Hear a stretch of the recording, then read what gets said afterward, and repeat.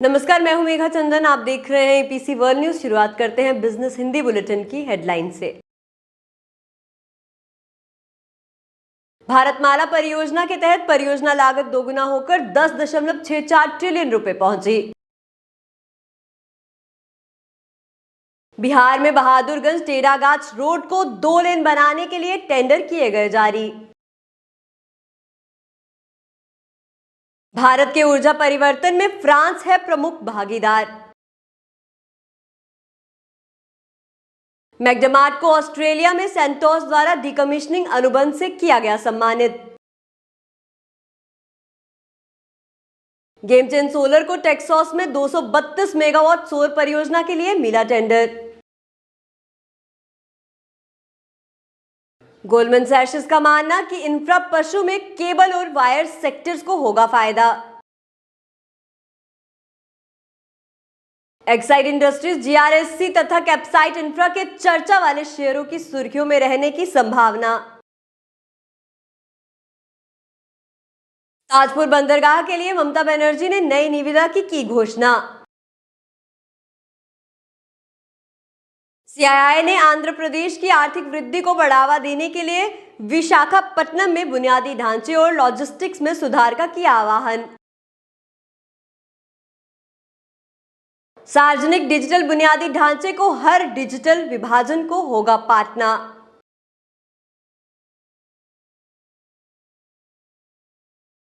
भारत को परिधान निर्यात महाशक्ति बनाने के लिए बुनियादी ढांचे की आवश्यकता। टाटा पावर ने चंडीगढ़ शिमला मार्ग पर ईवी चार्जिंग बुनियादी ढांचे को जोड़ा। भारत का आरएमजेड रियल एस्टेट कारोबार का विस्तार करने के लिए $7 अरब का निवेश करेगा।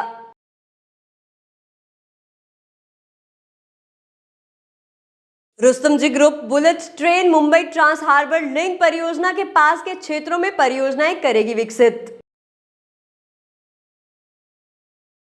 मुंबई में वायु प्रदूषण पर अंकुश लगाने के लिए 584 किलोमीटर सड़कें की जा रही हैं साफ। एनएचएआई अपनी सभी 29 चालू सुरंग परियोजनाओं को करेगा ऑडिट।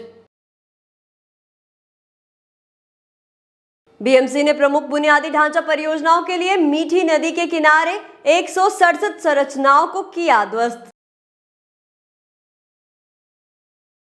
भारत में सामाजिक बुनियादी ढांचे के रूप में आवास कर रहा संकट का सामना। पीएम मोदी के नेतृत्व में भारत की परिवर्तनकारी बुनियादी ढांचा यात्रा विकास पर। दिल्ली उच्च न्यायालय ने केंद्र को अपने अस्पताल के बुनियादी ढांचे में सुधार के लिए अभ्यास करने का दिया निर्देश। केसी इंटरनेशनल को भारत और विदेशों में 1005 करोड़ रुपए की मिली नई परियोजनाएं। अब खबरें विस्तार से। रेटिंग एजेंसी आईसीआरए ने कहा कि इनपुट लागत में भारी वृद्धि और भूमि अधिग्रहण लागत में वृद्धि के कारण भारतमाला परियोजना यानी कि बीएमपी कार्यक्रम के तहत परियोजना लागत 2 गुना से अधिक बढ़कर 10.64 ट्रिलियन रुपए हो गई है। वहीं भारतमाला परियोजना भारत में सबसे बड़ा राजमार्ग बुनियादी ढांचा कार्यक्रम है, जिसका लक्ष्य 5.35 ट्रिलियन रुपए का निवेश कर 34,800 किलोमीटर के राष्ट्रीय राजमार्ग गलियारों का विकास करना है। इसी के साथ साथ भारतमाला चरण 1 में संशोधित लागत के लिए कैबिनेट की मंजूरी लंबित होने के कारण हाल की तिमाहियों में परियोजना पुरस्कार गतिविधि में गिरावट आई है, जो कि 7M फाइनेंशियल ईयर 2023 के दौरान 5,007 किलोमीटर की तुलना में 7M फाइनेंशियल ईयर 2024 के दौरान 48% सालाना घटकर 2595 किलोमीटर हो गई है। पथ निर्माण विभाग बिहार ने किशनगंज प्रमंडल में बहादुरगंज से टेढ़ागाछ सड़क को लेन टू लेन बनाने के लिए टेंडर निकाला है। वहीं 153.93 करोड़ रुपए की निर्माण लागत पर 28.073 किलोमीटर की डिजाइन लंबाई के लिए हार्ड शोल्डर के साथ 2 लेन का चौड़ीकरण का काम इंजीनियरिंग, खरीद और निर्माण मोड पर किया जाएगा। यह अनुबंध 18 महीनों में पूरा किया जाना है, जिसके बाद 5 साल की रखरखाव अवधि निर्धारित की गई है। इसी के साथ बोली जमा करने की अंतिम तिथि 26 दिसंबर 2023 होगी। बेंगलुरु में फ्रांस के महावाणिज्यिक दूत यानी कि थारे बर्टलोट ने कहा कि उनके देश में द्वीपदेशीय परियोजनाओं, निवेश की सुविधा और नई तकनीक पर मिलाकर काम करने सहित कई सहयोग कार्यक्रमों के माध्यम से भारत की स्थिरता परिवर्तन में गहरा निवेश किया है। वहीं द इंडियन एडवांटेज समिट के हिस्से के रूप में new mobility solutions and green energy सत्र में बोलते हुए बर्टलोट ने कहा कि फ्रांस भारत के ऊर्जा परिवर्तन की शुरुआत में एक प्रमुख भागीदारी है। उन्होंने कहा कि नवीकरणीय ऊर्जा के साथ कम कार्बन उत्सर्जन की तैनाती का समर्थन करने से लेकर कम कार्बन वाले हाइड्रोजन उद्योग की उद्यम में सहायता करने तक, जिसके लिए हरित हाइड्रोजन पर एक द्विपक्षीय रोडमैप मौजूद है। उन्होंने कहा कि देश विभिन्न क्षेत्रों में ऊर्जा दक्षता में सुधार के लिए भी मिलाकर काम कर रहा है। इसी के साथ साथ जहां तक नई गतिशीलता की बात है, जिसमें नवाचार और दक्षता और अभिसरण की आवश्यकता है, बर्टलोट ने कहा कि मेट्रो जैसे बड़े पैमाने पर परागमन प्रणालियों को पूरक परिवहन प्रणाली विकसित करने, नरम और सक्रिय मॉडल विकसित करने के लिए निवेश करके हरित गतिशीलता पर गहन सहयोग है। ऑफशोर डिकमिशनिंग पुरस्कार कैपेबल प्लेटफॉर्मर संरचना के पूर्ण निष्कासन और निपटान के लिए, जो पश्चिमी ऑस्ट्रेलिया में वाराणसी द्वीप हब ऑफशोर इंफ्रास्ट्रक्चर का हिस्सा है, अनुबंध के दायरे के तहत मैकडरमोट प्लेटफॉर्म, टॉप साइट्स, सब स्ट्रक्चर और संबंधित वस्तुओं को एक ऑनशोर सुविधा में हटाने और परिवहन के लिए परियोजना प्रावधान और इंजीनियरिंग सेवाएं प्रदान करेगा। इसी के साथ साथ मैकडरमोट के सीनियर वाइस प्रेसिडेंट यानी कि सबसी और फ्लोटिंग फैसिलिटीज महेश स्वामीनाथन ने कहा कि प्रोजेक्ट डिलीवरी का हमारा सफल सिद्ध ट्रैक रिकॉर्ड पूरी ऊर्जा मूल्य श्रृंखला तक फैला हुआ है। वहीं ये डिकमिशनिंग पुरस्कार सॉटर्स के परिचालन जीवन चक्र के अंत में बुनियादी ढांचे को समय पर सुरक्षित और पर्यावरणीय रूप से जिम्मेदारी हटाने के लिए उनकी प्रतिबद्धता को दर्शाता है। उन्होंने आगे कहा कि वे कार्बन भविष्य के लिए सर्कुलर अर्थव्यवस्था में योगदान देने के साथ साथ उनकी स्थिरता प्रतिबद्धताओं को पूरा करने का हिस्सा बने रहने के तत्पर है। फिक्स्ड यूनिट और ट्रैकर सोलर रेटिंग सिस्टम के अमेरिकी निर्माता गेमचेंज सोलर को टेक्सास खाड़ी तट पर स्थित 232 MWDC ओरियाना सोलर परियोजना के लिए अपने मालिकाना जीनियस ट्रैकर उत्पादों की आपूर्ति के लिए एक अनुबंध से सम्मानित किया गया है। इसी के साथ साथ ये order America engineering firm Bachelet carp द्वारा दिया गया था, जो ओरियाना सोलर पर इंजीनियरिंग खरीद और निर्माण ठेकेदार के रूप में काम कर रही है। इस परियोजना का स्वामित्व तुर्की समूह सावासी होल्डिंग्स के पास है। साथ ही साथ टेक्सास के विक्टोरिया काउंटी में स्थित ओरियाना सोलर प्लांट में गेमचेंज सोलर के जीनियस ट्रैकर्स के पास करीब 4,25,000 बाईफेशियल पैनल होंगे। वहीं गेम चेंजर सोलर ने कहा कि 155 मील प्रति घंटे की गति के अनुकरण काम करने के स्थापित पवन सुरंगों में परीक्षण के लिए कई ट्रैकर उन सुविधाओं के लैस हैं जो खाड़ी तट पर आने वाले तूफान, बल वाली हवाओं, बाढ़ के, ओलावृष्टि स्थित गंभीर मौसम की घटनाओं के दौरान सिस्टम को नुकसान से बचाते हैं। गेमचेंज सोलर के अनुसार प्लांट को 60 मेगावाट तथा 120 मेगावाट बैटरी ऊर्जा भंडारण प्रणाली के साथ भी जोड़ा जाएगा और ये निर्माण 2024 की शुरुआत में शुरू होने वाला है और 2025 के मध्य तक पूरा होने वाला है। पॉलीकैब इंडिया और केईआई इंडस्ट्रीज सहित अधिकांश केबल और वायर कंपनियों के शेयरों में मिश्रित कारोबार हुआ, क्योंकि गोल्डमैन सैक्स देश के इंफ्रा पशु की पृष्ठभूमि में इस क्षेत्र के बारे में आशीर्वाद था, जहां करीब 9:27 पर पॉलीकैब इंडिया ने 0.78% की बढ़त के साथ कारोबार किया। वहीं केईआई इंडस्ट्रीज ने 1.86% की कटौती के साथ कारोबार किया। गोल्डमैन सैक्स ने इंडिया केबल्स और वायर्स पर अपना नोट में कहा कि इस क्षेत्र में खिलाड़ियों में जीडीपी तक बढ़ाने की क्षमता है। वहीं ब्रोकरेज का मानना है कि वृद्धिशील वृद्धि इलेक्ट्रिक वाहनों जैसे उभरते उद्योगों से होती है और इसी के साथ साथ प्रीमियम मूल्यांकन को बनाए रखने के लिए घरेलू अपसाइकल्स और निर्यात शेयरों में बढ़त हुई है। मजबूत वैश्विक संकेतों के बीच घरेलू शेयर बाजारों में मंगलवार को 2 दिन से जारी गिरावट का सिलसिला थम गया है। बीएसई सेंसेक्स में 275 0.62 अंक और 0.42% उछलकर 65,930.77 पर बंद हुआ। और वहीं NSE निफ्टी 89.40 अंक और 0.45% की बढ़त के साथ दिन के अंत में 19,783.40 पर बंद हुआ। Capacite infrastructures limited, garden reach ship builders और इंजीनियरिंग लिमिटेड और एक्साइड इंडस्ट्रीज लिमिटेड जैसे कुछ स्टॉक आज सुर्खियों में रहने की संभावना है। पश्चिम बंगाल की मुख्यमंत्री यानी कि ममता बनर्जी ने मंगलवार को कहा कि ताजपुर गहरे समुद्री बंदरगाह के विकास के लिए जल्द ही एक नई निविदा शुरू की जाएगी। एक परियोजना जिसके बारे में राज्य सरकार ने पहले कहा था कि इसे अडानी समूह द्वारा विकसित किया जाएगा। इसे मेगा गहरे समुद्र बंदरगाह परियोजना पर अनिश्चितता के बादल छाए हुए हैं और ये परियोजना शुरू में अक्टूबर 2022 में अडानी पोर्ट्स और SEZ लिमिटेड के लिए थी, क्योंकि वे प्राप्त 2 अंतिम बोलियों में से एक L1 बोलीदाता थे। वहीं बोली के उस दौर में JSW ग्रुप भी दावेदार था। चल रहे बंगाल ग्लोबल बिजनेस समिट में प्रतिनिधियों को संबोधित करते हुए बनर्जी ने कहा कि बंगाल में 12 गेम चेंजिंग अवसर हैं। उन्होंने कहा कि पहला ताजपुर में प्रस्तावित गहरे समुद्र का बंदरगाह है जो निविदा के लिए तैयार है। आप निविदा में भाग ले सकते हैं और ये 3 बिलियन अमेरिकी डॉलर या फिर 25,000 करोड़ रुपए का निवेश आकर्षित करेगा।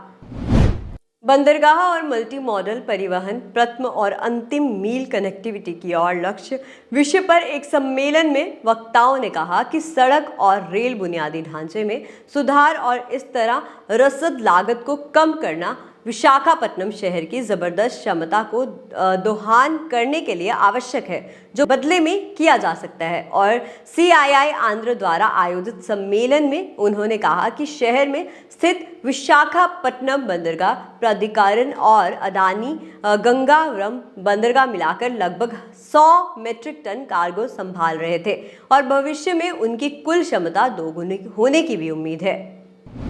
डिजिटल सार्वजनिक बुनियादी ढांचे यानी कि DPI के प्रसार के संबंध में अक्सर उठाई जाने वाली चिंताओं में ये चिंता है कि जो देश सार्वजनिक सेवाओं की डिलीवरी के लिए डिजिटल प्रणालियों पर निर्भर है, वो इन प्रणालियों के लाभों से इन डिजिटल समाधानों तक पहुंचने में असमर्थ लोगों को बाहर कर देंगे। जैसे जैसे दुनिया भर में डिजिटलीकरण के प्रयासों को तेज किया जा रहा है, जो लोग इन प्रणालियों तक पहुंच सकते हैं और जो नहीं कर सकते, उनके बीच विभाजन और अधिक तीव्र होता जा रहा है।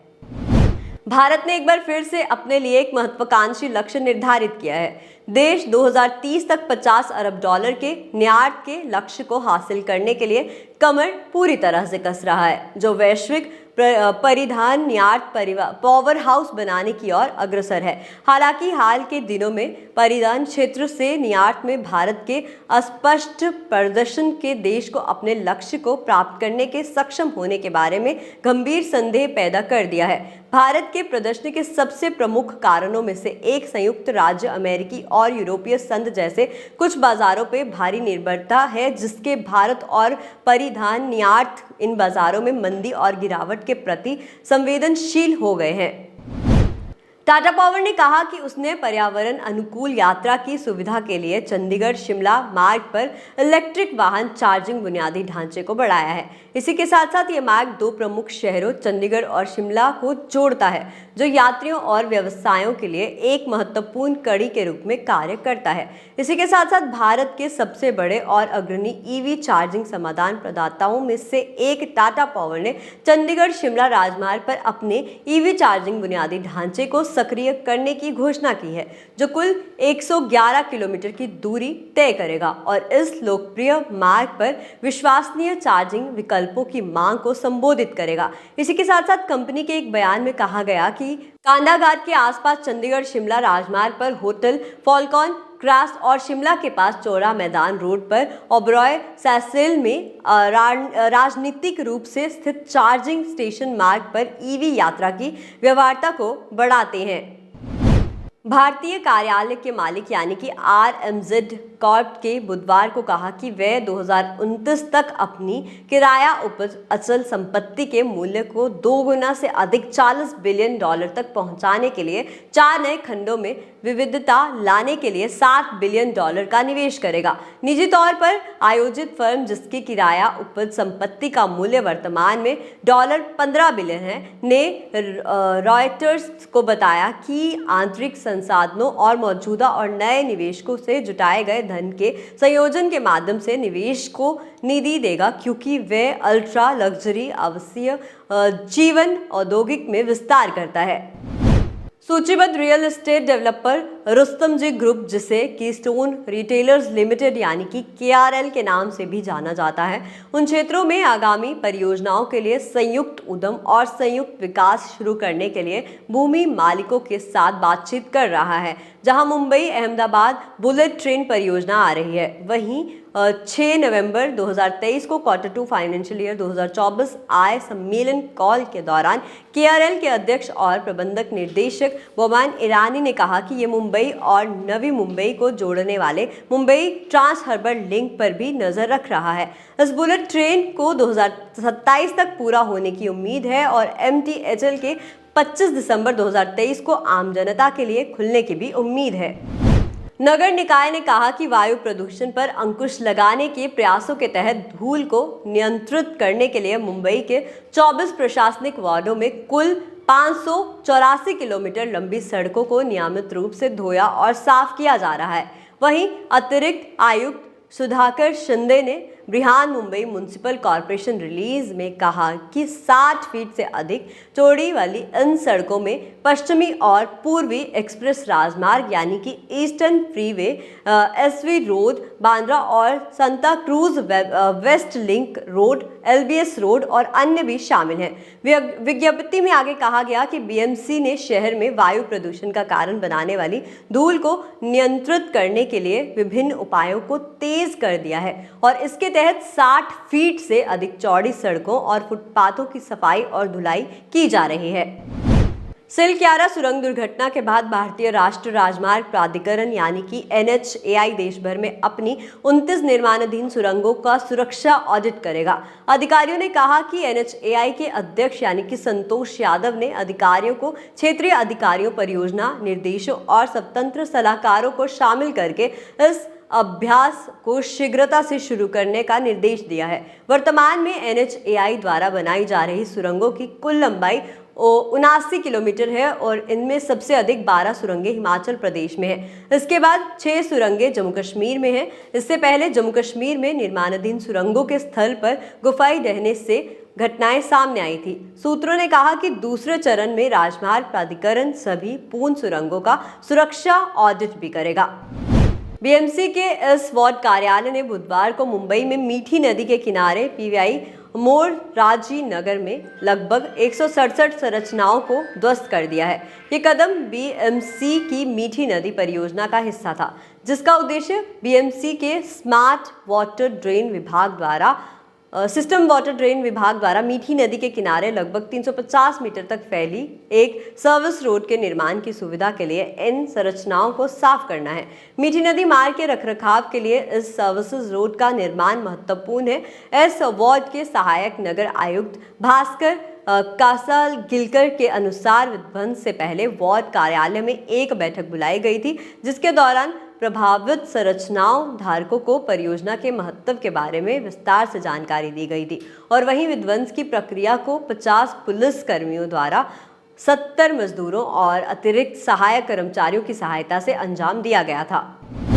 अधिकांश देशों की तरह भारत की सत आवास संकट का सामना कर रहा है। इसी के साथ साथ दुनिया के सबसे अधिक आबादी वाले देश के रूप में शहरी आबादी 2014 में 410 मिलियन से बढ़कर 2050 तक 814 मिलियन होने की उम्मीद है। ये एक गंभीर चिंता का विषय बन गया है। भारतीय निर्मित परिदृश्य व्यापक बाजार संचालित दृष्टिकोण और सामाजिक रूप से प्रासंगिक आवास की आवश्यकता के रूप में और अधिक जटिलताएं लाता है। वहीं भविष्य को देखते हुए भारत अगले 10 लाख शहरी लोगों को आवास देने के लिए अपनी बढ़ती आबादी की जरूरतों को कैसे पूरा करेगा, ये एक बड़ा सवाल है। इसी के साथ साथ भारत में शहरी विकास के संदर्भ में आवास की पेचीदगियां सरकार, निजी अभिनेताओं और भारत में वास्तुकला और शहरी डिजाइन समुदाय को ध्यान रखते हुए मांग करती है।